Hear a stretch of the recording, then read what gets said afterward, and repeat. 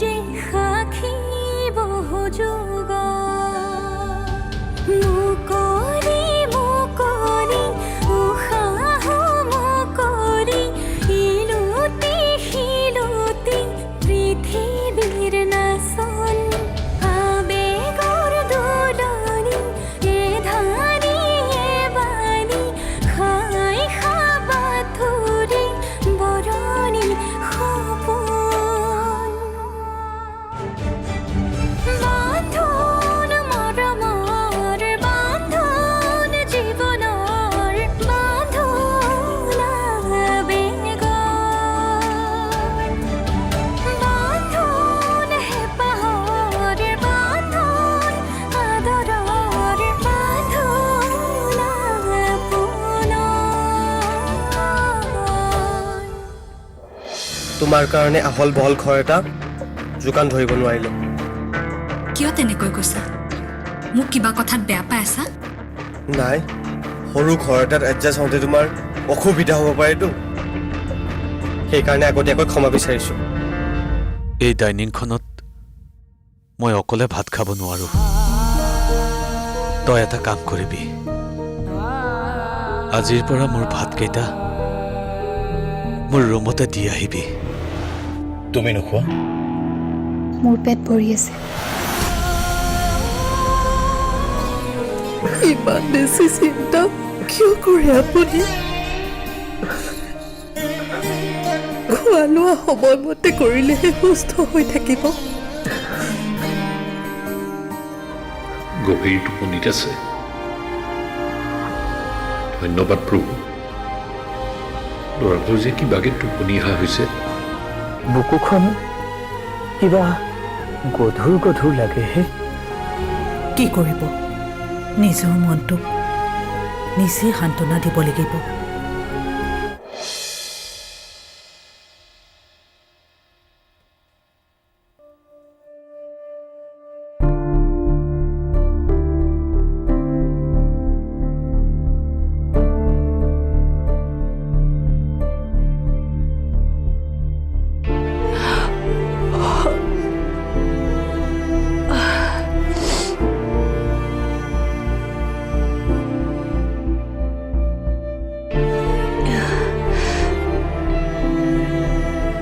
নিশি, কি হ'ল প্ৰীতম? কেতিয়াবাই সাৰ পালা নেকি? কেতিয়াবাই সাৰ পালোঁ। টোপনি যাবলৈ বৰ চেষ্টা কৰিছোঁ জানানে, একেবাৰে টোপনি যাব পৰা নাই। সেয়ে সেনেকৈ বহি আছোঁ। তুমি ইমান কি চিন্তা কৰি থাকানো? ৰাতি যে টোপনি নহা হৈছে। চিন্তাটোতো হ'বই। সংসাৰ কৰিছোঁ, অথচ উপাৰ্জনৰ একো পথেই নাইচোন। হ'ব, মই পাপাৰ লগত কথা পাতিম বুলি কৈছোঁ নহয়, আৰু পাপায়ো কৈছে নহয় কিবা এটা ব্যৱস্থা কৰি দিম বুলি। তুমি ইমান চিন্তা কৰি থাকিব নালাগে। আচলতে যেতিয়ালৈকে একো নহয় চিন্তাটোতো থাকিবই দিয়াচোন। হ'ব, মোৰ বিশ্বাস আছে সকলো সমস্যা সমাধান হৈ যাব। চাওঁ, এতিয়া হাঁহি দিয়াচোন। ৰাতিপুৱাই তোমাৰ হাঁহি থকা মুখখন নেদেখিলে মোৰ ভাল নালাগে।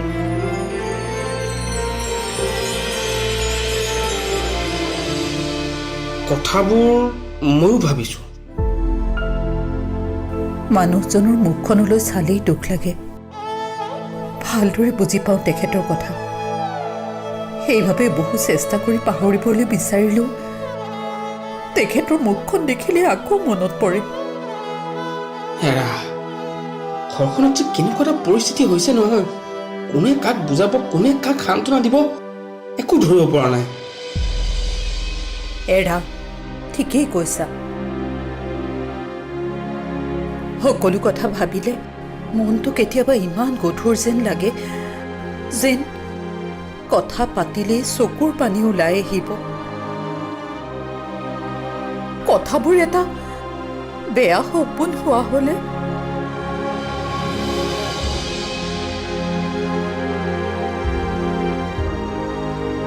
ময়ো সকলোবোৰ আগৰ দৰে হোৱালৈ অপেক্ষা কৰি আছোঁ।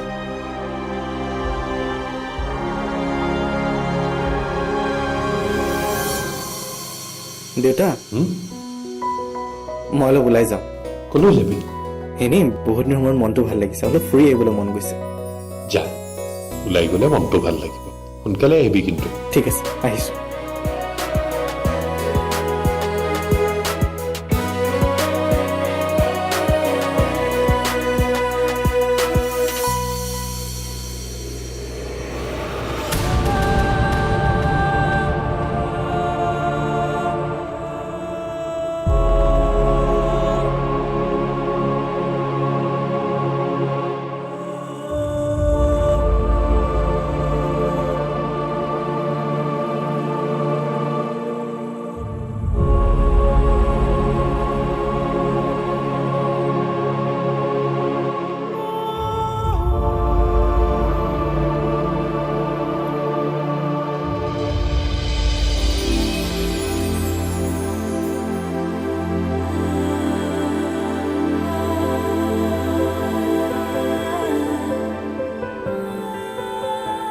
প্ৰিয়া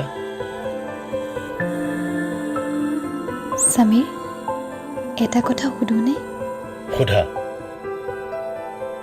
মই তোমাৰ কাৰণে যি অনুভৱ কৰোঁ তুমিও কৰানে মানে প্ৰতিটো সময়তে মই তোমাৰ কথা ভাবোঁ এই যে তোমাক লগ পালোঁ ঘৰলৈ যোৱাৰ পিছত বহুত মনত পৰি থাকে এনেকুৱা লাগি থাকে আকৌ কেতিয়া লগ পাম আকৌ কেতিয়া দেখা পাম তোমাৰো তেনেকুৱা হয়নে তোমাৰ মনৰ কথা বুজিলো তোমাৰ কথা ভাবি থাকিলে মোৰ জানো কাম চলিব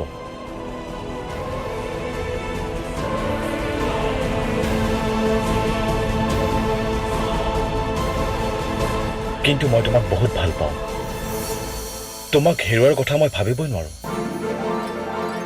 সঁচানে সঁচাকে তুমি মোক ইমান ভাল পোৱা ভাল পাওঁ বাবেইতো তোমাক মই এনেকৈ লগ কৰিব আহোঁ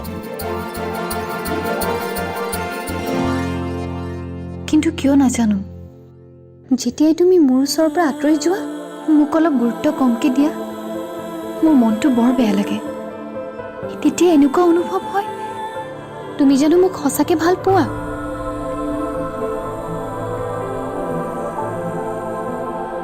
ঠিক তেনেকুৱা একো নহয় মই কামত ব্যস্ত থাকোঁ কাৰণেহে তোমাক ফোন কৰা নহয় চাওঁ এইফালে চোৱা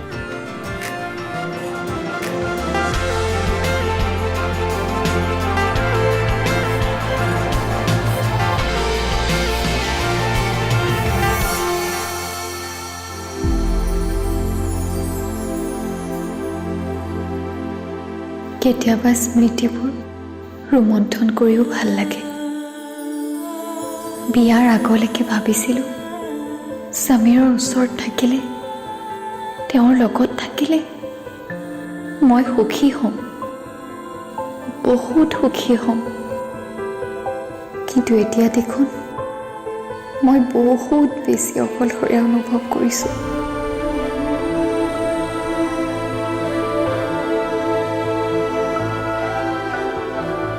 এতিয়া আৰু এইবোৰ কথা ভাবি একো লাভ নাই বেছিকৈ মনটো বেয়াহে লাগিব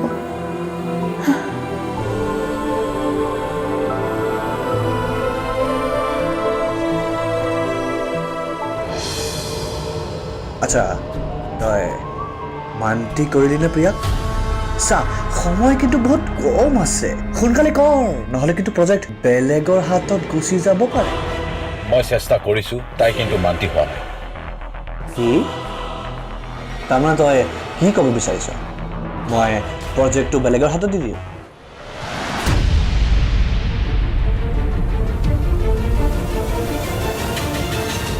অলপ ৰখকচোন মই ফোন কৰি আছোঁ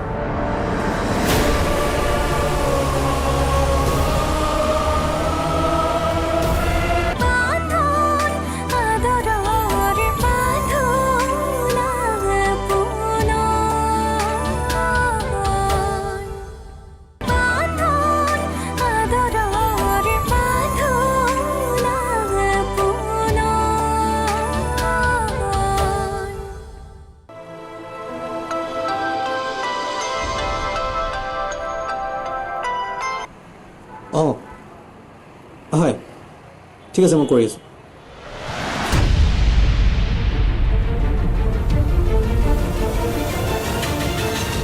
অলপ ৰাখকচোন মই ফোন কৰি আছোঁ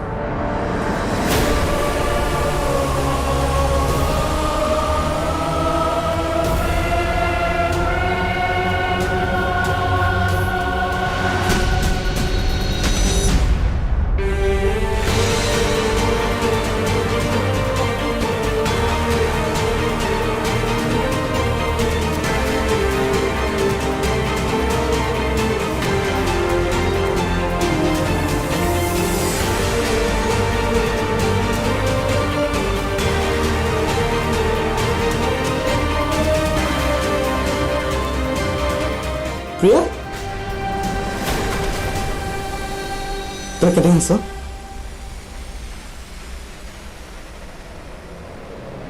শুনচোন তই কিয় এনেকুৱা কৰিছ উত্তৰ দিয়া নাই যে চাওক মই আপোনাক চিনি পোৱা নাই এনেকৈ অচিনাকিক ডিষ্টাৰ্ব কৰাটো ভাল কথা নহয় নাটৰ হওক তোৰ হৈছে কি তই কিয় এনেকুৱা কৰি আছ আপুনি কিয় বুজা নাই মই আপোনাক চিনি পোৱা নাই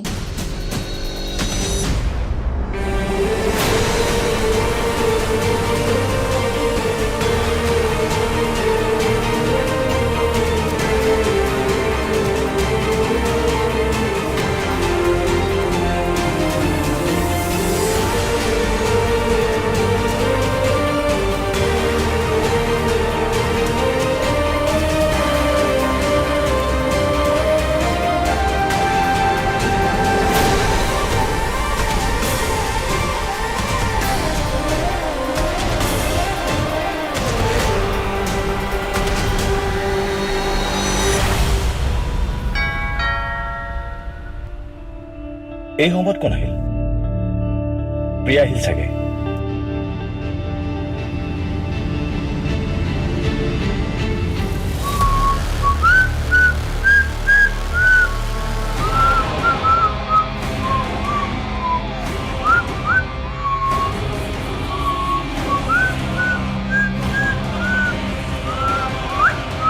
বৰুণ অঁ বহুত দিন হ'ল তহঁতৰ খবৰ লোৱা নাই সেইকাৰণে ভাবিলোঁ তোৰ আৰু তোৰ পত্নীৰ খবৰ লৈ যাওঁ প্ৰিয়া ঘৰত নাই হা কি প্ৰিয়া ঘৰত নাই শ্বিট আচ্ছা ক'লৈ গৈছে ওলাই গৈছে কেতিয়া আহিব নাজানো আচ্ছা তই মান্তি কৰিলি নে প্ৰিয়াক চা সময় কিন্তু বহুত কম আছে সোনকালে কৰ নহ'লে কিন্তু প্ৰজেক্ট বেলেগৰ হাতত গুচি যাব পাৰে মই চেষ্টা কৰিছো তাই কিন্তু মান্তি হোৱা নাই কি তাৰমানে তই কি ক'ব বিচাৰিছ মই প্ৰজেক্টটো বেলেগৰ হাতত দি দিম অলপ ধৈৰ্য ধৰ সোনকালে কিবা এটা কৰিব লাগিব কৰিম নহয় কৰ সময়ত যদি নহয় পিছত মোক দুখ নিদিবি মোৰ ওচৰত বহুত মানুহ আহিছে প্ৰজেক্টৰ কাৰণে আণ্ডাৰষ্টেণ্ড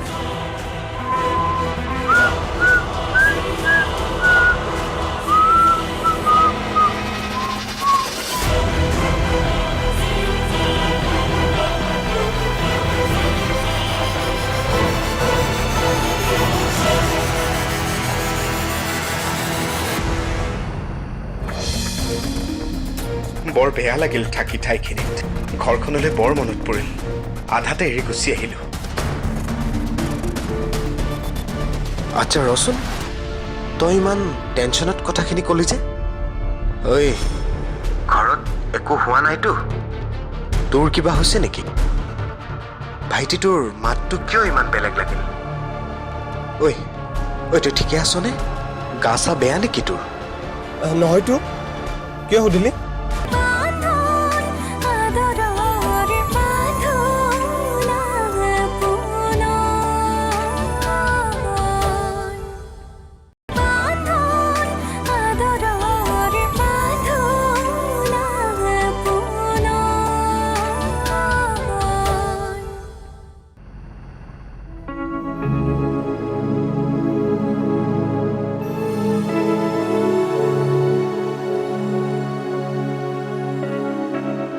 ঘৰলৈ ফোন এটা কৰিব পৰা হ'লে ভাল আছিল।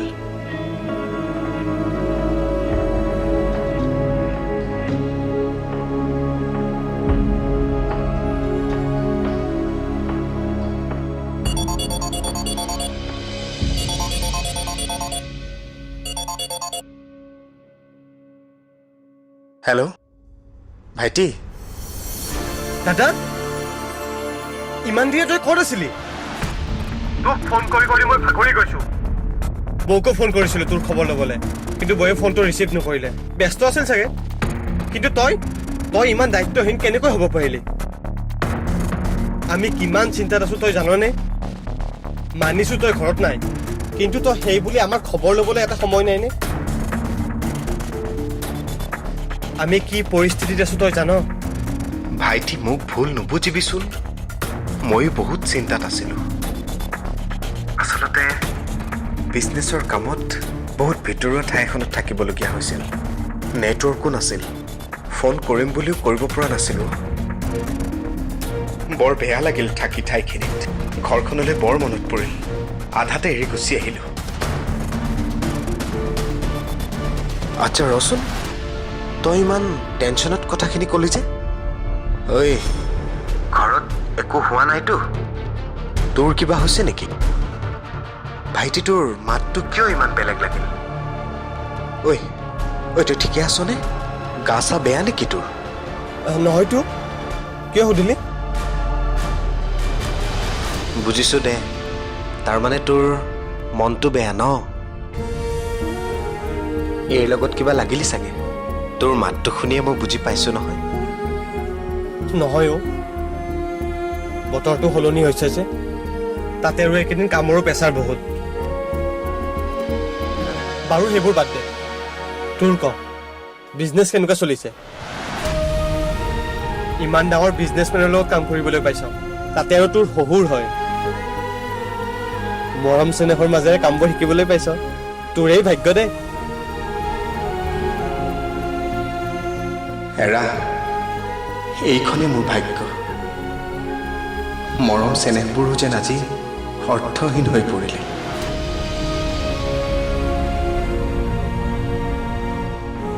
মানে এতিয়াতো তোমাৰ চাকৰিটোও নাই, আৰু যি দেখিছো বিজনেছৰ দায়িত্ব চম্ভালিব পৰাকৈ তোমাৰ ক্ষমতা আৰু যোগ্যতাও নাই।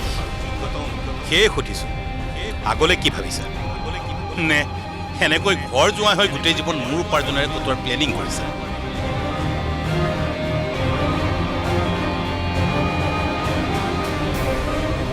দাদা, হেল্ল' হেল্ল' দাদা, হেল্ল' দাদা, শুনিছেনে? হা? অঁ ভাইটি, কি হ'ল? একো নোকোৱা হৈ গ'লি যে?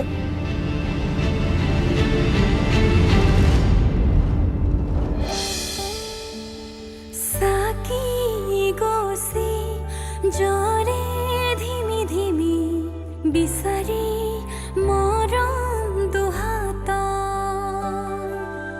মচি মচি সেমেকাও চপনি তিয়াগো যে সাক্ষী বহু